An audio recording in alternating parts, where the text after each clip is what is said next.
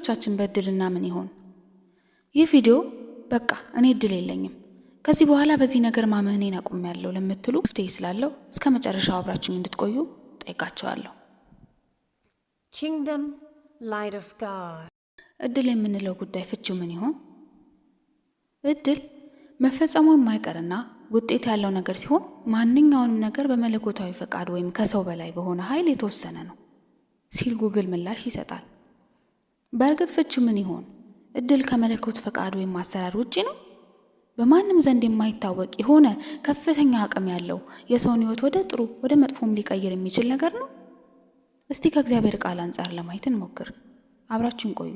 ይህንን ቻናል ላይክ እና ሰብስክራይብ ካላደረጋችሁ እንድታደርጉ በትህትና ጠይቃለሁ። በሰው ልብ ብዙ ሐሳብም ምኞትም አለ። አንዳንድ ነገሮች በሕይወታችን እንዲሆኑ እንጥራለን። የአቅማችንን ሁሉ ማለትም ጊዜያችንን፣ ገንዘባችንን፣ ዕውቀታችንን ሁሉ ያለ ገደብ ኢንቨስት እናደርጋለን። ከዛም አንዳንዱ እንዳሰብነው ይሆንልናል። በሌላኛው ደግሞ ምንም ያክል ብልነፋ ነገሮች አልሆንም ብለው ጭራሽ ብሰው ይጠሙብናል። ደግሞ ሌላ አለ እንጂ አይ በቃ ይሄማ በጭራሽ አይሆንም ብለን ልባችንን ያልጣልበት ደግሞ ተሳክቶ እናየዋለን። የሚገርም እኮ ነው። በእርግጥ ስለ እግዚአብሔር አሰራር የማይረዳ ሰው ይህንን እድሌ ነው በቃ ሲል እንመለከተዋለን። ግን እግዚአብሔር ምን ይለናል? ይህ በእርግጥ በእግዚአብሔር ለሚያምን ሰው የእግዚአብሔር ስራ ነው እንደሚል አልጠራጠርም። መጽሐፍ ቅዱስ ምሳሌ 19:21 ላይ በሰው ልብ ብዙ ሐሳብ አለ፣ የእግዚአብሔር ምክር ግን እርሱ ይጸናል ይላል። አቤት አቤት! በእኛ ልብ ውስጥ ያለ የሐሳብ ማዕት! አንዱን ስናወጣ አንዱን ስናወርድ ማሰባችን ልክ አይደለም እያልኩ አይደለም። ነገር ግን ወደ ቃሉ ዞር ልንል ይገባል። በሰው ልብ ብዙ ሐሳብ ቢኖርም መጨረሻ ላይ የሚያይለው የሚበረታው የሚፈጸመውም ያ የእግዚአብሔር ሐሳብ እንደሆነ ግን ማወቅ የኛ ፋንታ ነው። እግዚአብሔር እኛን ሁላችንም በአምሳሉ ፈጥሮናል። እግዚአብሔር ለሕይወታችን የሚፈልገው የሆነ ነገር አለ። እኛ ለሕይወታችን የማንፈልገው ነገር እንዳለ ሁሉ ደግሞ እግዚአብሔርም ለሕይወታችን የማይፈልገው ነገር አለ።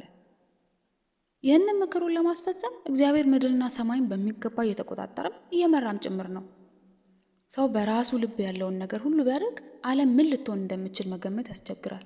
አሁንም ማወቅ ያለብን ነገር ግን በሰው ልብ ብዙ ሐሳብ ቢኖርም መጨረሻ ላይ የሚያይለውን የሚፈጸመውም የእግዚአብሔር ሐሳብ እንደሆነ ነው። ይህንን ማወቅ እኮ እንዴት ያሳርፋል! ምንም እንኳን በሰው ልብ ውስጥ ያለው ሐሳብ ብዙ ቢሆንም ግን በርትታ የምትወጣውና የምትፈጸመው የመልካሙ የአባታችን የእግዚአብሔር ሐሳብ መሆኑን ማወቅ እጅግ ደስ ያሰኛል። እስቲ ይህንን ሐሳብ በብሉይ ኪዳን ቋንቋ እንዲህ በማለት ሰባኪው ገልጸዋል። Kingdom Light of God። ይህንን ሐሳብ በብሉይ ኪዳን ቋንቋ እንዲህ በማለት ሰባኪው ገልጸዋል። እኔም ተመለስኩ፣ ከፀሐይ በታችም ሩጫ ለፈጣኖች፣ ሰልፍም ለኃያላን፣ እንጀራም ለጠቢባን፣ ባለጠግነትም ለአስተዋዮች፣ ሞገስም ለአዋቂዎች እንዳልሆነ አየሁ። ጊዜና ዕድል ግን ሁሉን ያገናኛቸዋል። መክብብ 9:11 ላይ ያለው ቃል ነው። ይገርማል። እግዚአብሔር አይሆንም ካለ የሩጫ ዕድል ለፈጣን አይሆንም። እግዚአብሔር ካልሰጠ ባለጠግነት በቅልጥፍና አይመጣም። እግዚአብሔር ይሁን ካላለ ሰው አዋቂነቱ ብቻ ሞገስ አይሰጠውም። ሁሉን የሚያሳካው የሚያገናኘው ግን የጊዜና የዕድል ባለቤቱ እግዚአብሔር ራሱ ነው። ስለዚህ ወዳጆቼ ምንም ነገር ከእግዚአብሔር በላይ ሊሆን እንደማይችል በማመን በጊዜና በዕድል ባለቤት በሆነው በአባታችን በእግዚአብሔር በመታመን ልናርፍ ግድ ይለናል። አብራችሁኝ ስለቆያችሁ በጣም አድርጌ አመሰግናለሁ።